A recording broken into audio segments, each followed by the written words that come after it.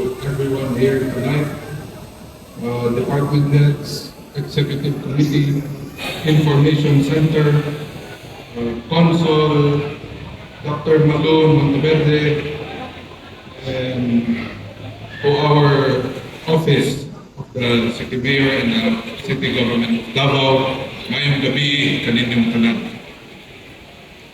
Tonight, as we come together to open the festivities for the 89th Araw ng Davao, we celebrate not only the strength, progress, and pride, but also the discipline and values that define us as Davaoenyo. It is the same commitment to order, responsibility, and discipline that has transformed our city into a hub of progress and harmony. This year, we also mark a historic milestone, the centennial celebration of the City Hall of Davao, a century of unwavering service, stability, and the enduring legacy established by our forefathers. A legacy that has laid a strong foundation upon which our city stands and thrives today. This year's Araw ng Davao celebration, with the theme Davaoenyo Ko, Nilambo ng Kayusa, exhorts us to continue working together to nurture the peace, harmony, and unity that we enjoy today. For it is by working together, by each one of us doing our part, and by adhering to our local laws in the city, that we can drive our city forward. From abiding by the liquor, smoking, and firecracker bans, and the speed limit, to observing simple everyday practices like using pedestrian lanes and proper waste disposal. Our being Davaoenyo Disciplinado is the foundation upon which we can propel Davao City into an even more progressive, safer, and more mindful community.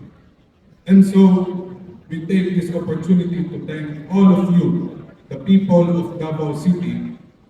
Daghang salamat for doing your part and for your invaluable contributions and commitment to making Davao not merely a place to live, but a city that is worthy of being every Davaoenyo's pride. As we kick off this year's Araw ng Davao, we invite everyone to enjoy the festivities and unite in the spirit of togetherness, while also upholding our long-standing commitment to safety, hospitality, and discipline that truly defines us as Davaoenyos. Nang hinaot kami nga kining okasyon magsilbing inspirasyon sa matag usa nga magpadayon kita isip disiplinado o responsableng mga Davaoenyo nga nagtinabangay alang sa kalinaw o kalambuan sa atuang dakbayan sa Davao. Busa, hinaawag nako ang tanan sa pagsalmo sa mga nagkadaiyang kalingawan nga giandam alang kaninyo. Padayon natong ipakita sa matag usa ug sa tibuok kalibutan kung unsa ang Davaoenyo. Daghang salamat from our Honorable Mayor Sebastian Duterte. Happy 89th Araw ng Davao. Maraming salamat at ngayong gabi. Daghang salamat, Vice Mayor Rodrigo Duterte II for that message and for officially setting the 89th Araw ng Davao in motion. As we drill, pasimugang magsagulo. Duterte II, all distinguished officials to officially unveil the Centennial Commemorative Stamp. On the count of 3. 1, 2, 3! There you go, ladies and gentlemen. A story, a century of history, leadership, and resilience captured in one timeless design for this commemorative stamp. Once again, let's give another round of applause for this historic milestone of Davao City's legacy.